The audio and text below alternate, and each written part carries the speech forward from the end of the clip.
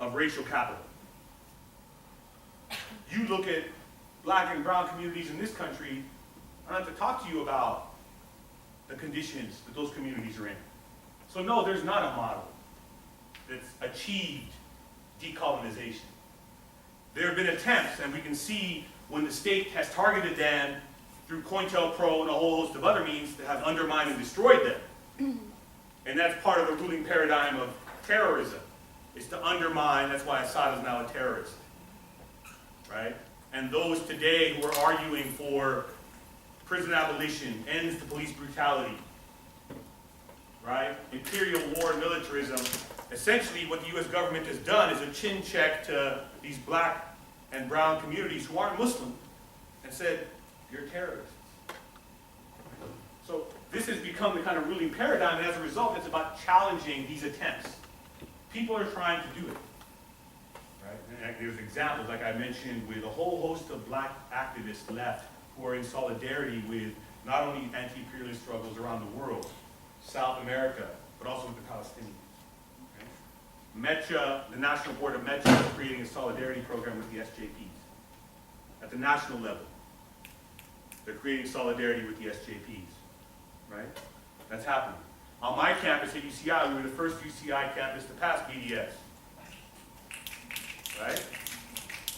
A broad coalition of BSU, METCHA, SJP, MSU, Asia Pacific, all that together. Something we've been working on for a long time.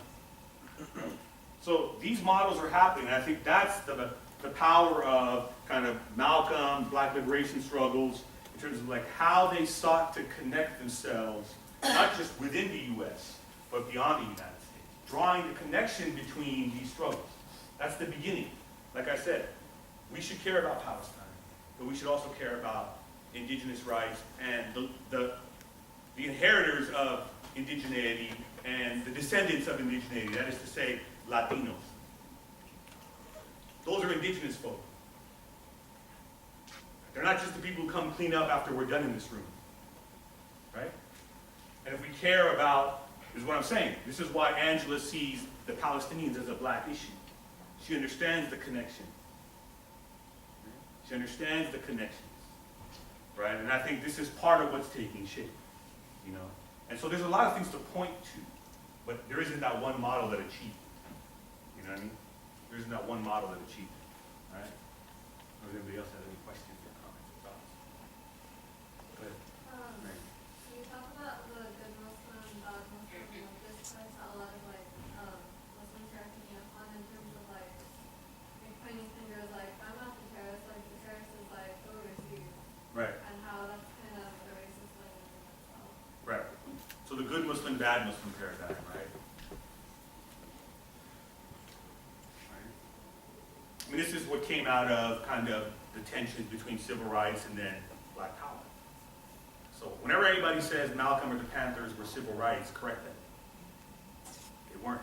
They were black power, they were black radicals. Those are two different things. Civil rights is one thing specific. Hopefully that's one takeaway you get from that. Civil rights is something very specific. But the same thing happened then. We were the good black citizen, the civil rights argument. Civil rights movement argued. We were the good black citizens. Those radicals, crazies over there, those are the ones you need to kind of, well, we're not, that's, right?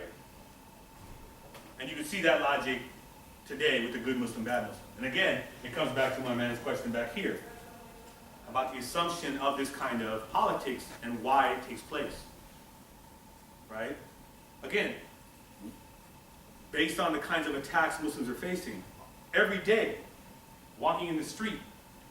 I was in New York right after the Boston bombing, and I saw a woman who was covering, being just verbally assaulted on the subway train by this older white gentleman. I had to step in.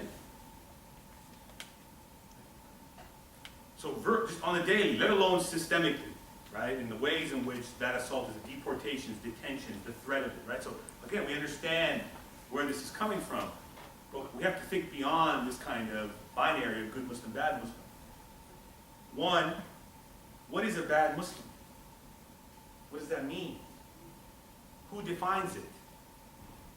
What standard are you holding when you say bad Muslim? In the past, those were appeals to whiteness and white normativity. That's what makes a good Muslim. That's what made a good black person. Who defines it? Depending upon how you define it, I might call myself a bad Muslim. Many of you guys are probably saying, no, you're the bad. You're probably already saying that. That's what some might say, but again, who defines it? But what it does is it creates this split, and this is part of the problematic, right? Tim Wise talked about it, anti-racist scholar. He talked about kind of the politics of this, especially after the Boston bombing, right? When white men go and shoot up schools and post offices and malls and high schools and whatnot, when like in 2007 it was, where a white man flew a plane into the IRS building, I think in Texas.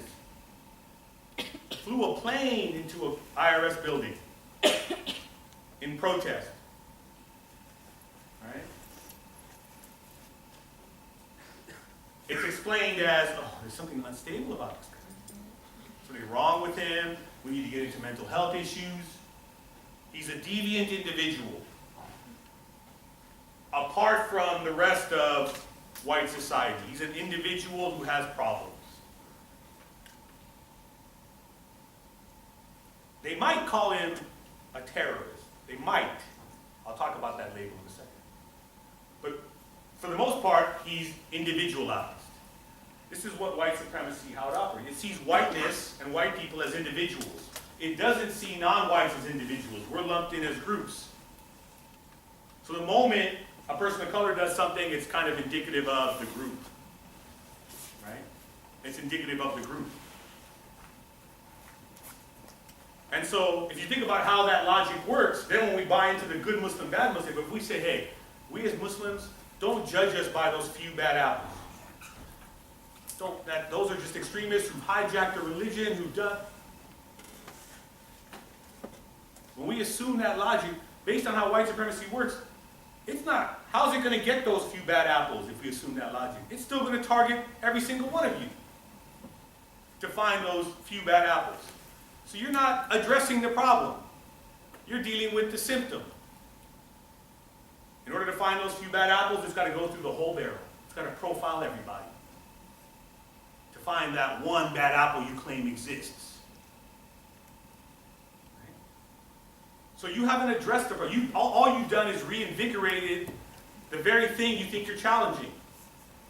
You basically given the state more power to police you. And Tim Wise argued this after the Boston bombing. He's like, if these guys are found out to be white, and they were, but they were also Muslim, so being Muslim excludes you from whiteness. It's like my friend Zahir Ali talks about, Islam is the new one-drop rule. You're no longer white. You have one relationship to Islam in one way or another. But as Tim Wise argued, if these guys are found out to be white, there won't be a rural community invaded or bombed. If they're found out to even be Irish or German immigrants, Germany or Ireland won't be bombed or invaded. White folks won't come under racial profiling. Tim Wise wrote a great piece on this, on the Boston bombing, right? So we have to think critically about how race and white supremacy are operating when we use this language of good Muslim and bad Muslim. There's so many problems with it. Again, what is a bad Muslim? And how does it not do justice and give dignity to people's resistance? Whatever form it might take, it could be problematic. Boston, problematic, troubling, difficult. But there might be other ones that might be less problematic, less difficult. Palestinians are terrorists. Plain and simple. And when you throw that label on them, then they're completely delegitimized. And the only reason they do what they do is to get 75 virgins in heaven. That's the logic. It has nothing to do with their material conditions. They're terrorist, crazy fanatics. That's all they do, and that's why they do what they do, right? So we undermine, and I know this is hard conversations to have, But I'm hoping that we can begin to think about why this good Muslim, bad Muslim binary is very problematic. It goes back into the question that was asked earlier about, like, how do we fracture ourselves or domesticate our politics? It's about playing up good citizenship, honorary whiteness, this assimilationist narrative. And that's something that we as Muslims have to reject. You're never going to be white. You're never going to be accepted as white. So why go for it? Right? It's that simple. A different kind of politics that I think Osama was hoping to get at. We can hopefully start to craft. And people are doing this work. Even here in the Bay Area, I know of it. I know you aren't too close to the Bay Area. It's happening across the country, Anybody else had a question or comment? Right, Do you think we need to address anti-black racism in our own community? Oh, absolutely. That's what I appreciate the question, right? If you speak up just so everybody can hear you. The question was, do you think we need to address anti-black racism Absolutely. in our own Right. community? So this is what I was talking about, anti-black race. How do we begin to talk about those tensions and those real issues, right? You're a Muslim, but you open a liquor store and you sell alcohol in certain communities. So many problems. Where do we even begin?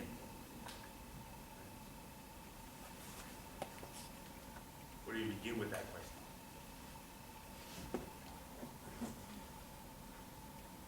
These immigrant black tensions that aren't just amongst Muslims, right? They seem to kind of haunt all non-white immigrants who come here, because what's the Richard Pryor joke? What the second word you learn when you come to America is the N-word. Everything you're told is, don't be like, if you want to succeed, don't associate with blackness, don't know black people, don't nothing, right? So this is not something that's just strictly immigrant Muslim. But to me, it becomes really relevant to immigrant Muslims when you begin to think about a figure like Malcolm again, right? Because when we assume Muslim American, or we assume good Muslim, bad Muslim, right? Right? It's black communities that we are distancing ourselves from. Not just Muslim black communities, non-Muslim black communities as well. Right? And that's a fundamental question that Malcolm was trying to even get at even when he traveled abroad. He went to the ulema in Saudi Arabia and Egypt. I talk about that in the book. And they said, hey Malcolm, this is after Mecca. Hey Malcolm, don't, this race thing, you don't need to be talking about it. Don't talk about this race thing. We're universalists. In Islam, there's no color. Malcolm's like, yeah, right. Like, one, you don't know the United States, but two, you're even naive about your own history here as a country that has been colonized by Europe.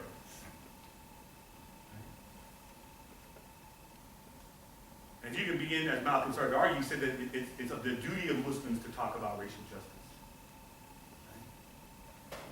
And I think that's a central part of what I'm hoping to convey, especially in the book, when I was trying to center kind of how the black radical tradition saw the Muslim third world as an ally.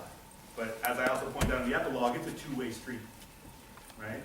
And in order for this to be real, like, immigrant Muslims have to do way more work, right? Because what was one of the concerns, like FBI surveillance and spying, and all the surveillance and spying that was even going on in San Francisco, it was supposedly outreach. This is part of Obama's whole move to do outreach in Muslim communities. But instead, the ACLU found out this wasn't outreach. They were actually taking notes on it. And with the surveillance, many young Muslims have argued, why are you doing this to us? We're not criminals. Who is? What's a criminal? Right? Who's it okay to do this to?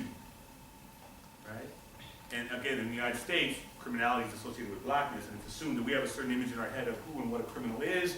So what is done to them by the state and by law enforcement agencies is sanctioned and okay and justifiable. Just don't do it to us. We're good citizens. And what I'm here to try and suggest, that's a great question, right, is that this question of how blackness is perceived within immigrant Muslim communities is a problem that needs to be addressed. And again, Malcolm is, I think, the powerful figure to begin to think about this connection. Anybody else have any questions? Go ahead. What do you think about, I mean, I personally feel like as Muslims, as like myself, we're pretty comfortable.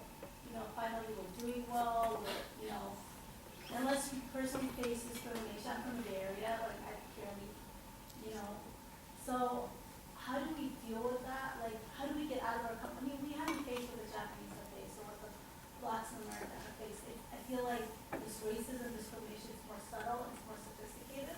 So how do we deal with that? Okay, that's a good question. I mean, I think, one, let's not normalize maybe many of you's experiences as the normal Muslim experience. Yeah, I understand that. There are a lot of working class, underclass, undocumented Muslim communities in this country. The problem is the mainstream organizations have assumed a middle class and upward middle class constituency and logic, and they think that that speaks for all the Muslims in the country, and that is just not true. That is just not true. Most Muslims have not gotten advanced degrees and live comfortable lives. That is just not true. Remember, the largest group of Muslims in this country are African American. They're not Arab or South Asian. So we can just fundamentally just stop that narrative of us being so comfortable and educated and successful. That might be true for some of us, but also with privilege comes responsibility. Right? And don't buy again into that civil rights logic of we made it, all you either pull yourself up by your bootstraps or stop holding us back and giving us a bad name. Right?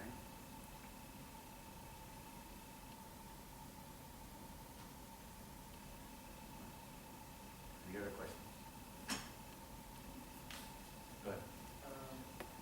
You have mentioned that 61% of Americans thought Obama was Muslim in 2010.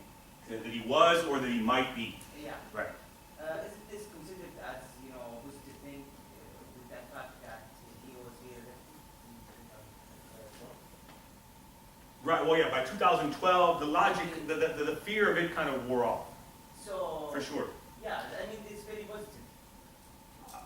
It's positive because what? Because 61%, the majority of Americans thought he's Muslim and still he re-elected. Right, so they voted for him because they thought he was a Muslim? No. But Okay, exactly. He was a Muslim. It wasn't a problem for Americans that he was a Muslim for them, Sure, but it was a problem for a while. It was a problem right now. If you go back to 08, and even 09 when he first came in is when the polls were being done. This was a problem. McCain had to come out himself. You remember one of the Republican debates, one of the questions that was asked of him was, Obama's Muslim. And McCain had to stop him. No, he's not. And that began to kind of put the water on the fire, so to speak, right? That, okay, maybe Obama's not a Muslim, maybe we need to stop this kind of Muslim baiting, so to speak. But it continued, right? And it's something now Obama can joke about because he's reelected now and he doesn't have to worry about reelection again. So he joked about it, like I said, a month ago at the big press dinner. I'm not the same strapping young Muslim socialist I used to be, right? So it's something that I don't think it's a positive thing. It was, the question was asked, if you read the poll, the questions were asked as a way of like, in terms of like, what are your concerns about the president? And one of those was, do you think he's a Muslim? Yes, no, maybe. Right? And so these were the fears that were around him. This was the threat. And he had to constantly prove that he wasn't. Of course he couldn't hang his hat on Jeremiah Wright, right, as his Christian. He had to even distance himself from Jeremiah, he went and did delegations to Palestine himself, and his quote, he can't do that. So Obama had to prove his Christianness throughout his campaign, right? Even though Jeremiah Wright's the one who married him and Michelle and blah, blah, blah, blah, right? So I don't read it as positive or negative. I feel like this was a specter that kind of haunted him, right? And did Americans vote for him because they thought he was Muslim? I don't think so. Were there people who didn't vote for him because they thought he was or might be a Muslim? Yeah, I think there were people who refused to vote for him because they thought he might be. But you were going to lose. Was that? He was going to lose if they didn't vote for him because he may be Sure, you would maybe lose if there was enough people to do so. Again, my point is simply that like that's not the deciding factor one way or another whether he got elected or not elected. It's just something that people think about him. Again, his name is Hussein. Right? He has it in his blood, right? Okay. Any other questions, comments, thoughts? Right? Up. Go ahead. I just had a quick comment. Sure. Just about earlier comment about normalizing the Muslim American experience. Mhm. Just to look into the model minority myth. Absolutely, right. That's exactly what it is, the model minority myth, right? I mean, this is deeply problematic, right? Yeah. In terms of what it assumes, not just about other minorities, but again, it's really a discourse about blackness. You immigrants can make it, why not those black folks, right? It just becomes why it gets used, right? We have to resist that, right? Anybody else? I'm not sure if we're running out of time. We have 5 more minutes, maybe I have time for one more question. My man, go ahead. Just a quick question. So Sure. when we talk about black Muslims in this Right. country, I oftentimes think back to the Nation of Islam, which is very different from Islam itself. Sure. So is that what you're referring to, or are you talking about people who practice Islam in its original sense? Yeah, I mean, those are debates, right? I mean, those are quite, I mean, I talk about, you know, even in the book, like, you know, Yasin Bey, who's most deaf, who's a Orthodox, I put in quotes, Sunni Muslim. Look at the back of his last album, The Ecstatic, there's a picture from 1927 of the Moorish Science Temple. Even the name Bey is a name that Moorish Science Temple acolytes take on. So he's embraced as a Orthodox Muslim, the real Islam, I put that in quotes.